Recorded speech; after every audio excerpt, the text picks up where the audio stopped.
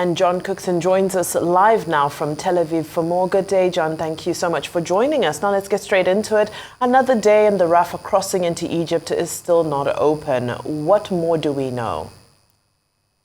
Well, we've seen the trucks are moving up to the border, Egyptian side, so that's a good sign, indication that the border might open sometime soon. I don't think it will open until Joe Biden's been here and met with Netanyahu, and also with the president of Egypt, who is also meeting in Jordan, along with the Palestinian president and King Abdullah. There's a lot of T's to cross and I's to dot before that crossing opens. Egyptians standing firm. They don't want a mass migration of families from Palestine storming across the border, because the Sinai area on the Egyptian side is a military zone, and the Egyptians and indeed the Jordanians have said that it's no place for refugees. So once these gates open, there's such a bottleneck on the other side, such tension, such fear in Gaza, that the problem is that hundreds of thousands of people might try to storm across and get into Egypt to escape the bombing. So that's the problem. I think long term being the day after tomorrow perhaps, it will open, but not until the US president's been. Well, John, preparations are being made for Joe Biden's arrival in Israel tomorrow. What do you think he could potentially achieve during this visit? It's a good question. He comes to Israel at a pivotal time for Israel, and indeed the Palestinians. His first mission is to reinforce US's rock-solid support for Israel.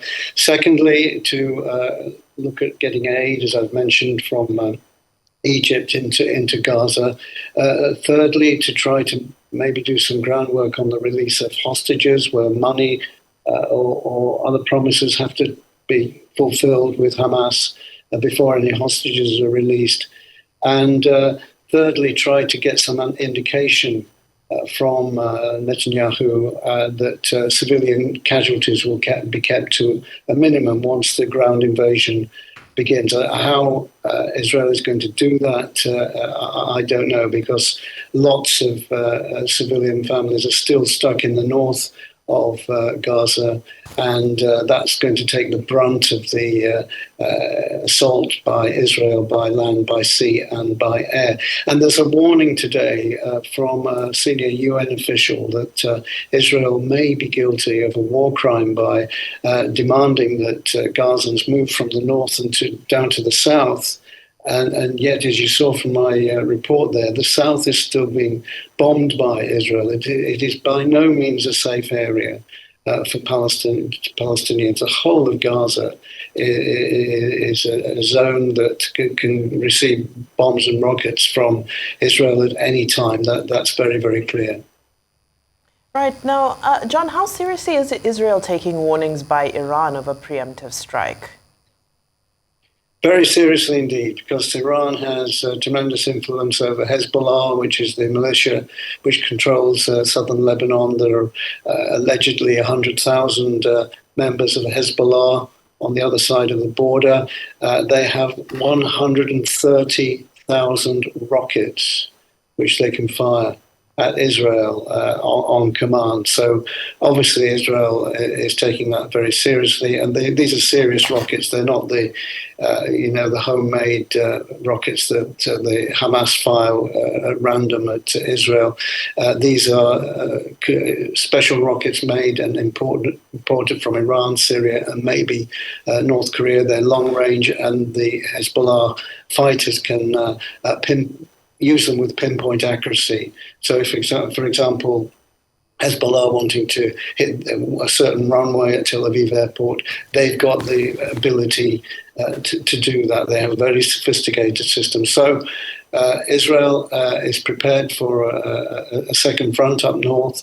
Hundreds of villages have been evacuated, and the civilians moved away from that northern territory down into bed and breakfast and hotels in central Israel. So Hezbollah is a serious threat to Israel, and Israel is taking that very seriously indeed.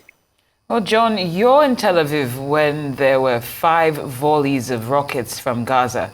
What's the mood there at this time? The mood is, well, this morning people are apparently relaxed. All the shops are open, the buses are running, and, it's a normal day. But it's the night time when bad things happen here. And yesterday was a particular case where there were 5 soundings of the air raids over the city. And when I've been working in Eastern Europe, in Ukraine, people are fairly casual about getting to shelters. But here in Israel, from the time that the siren sounds, you've got 90 seconds only to get to some sort of shelter. And I expect, and Israelis generally expect, that when Biden comes here tomorrow, Hamas is going to fire a whole load of rockets towards central Israel. So the Iron Dome system is going to get a real testing tomorrow. Well, we do hope that things don't escalate any further. But Arise Chief Correspondent John Cookson, thank you so much for your insight, and please do continue to stay safe in Tel Aviv.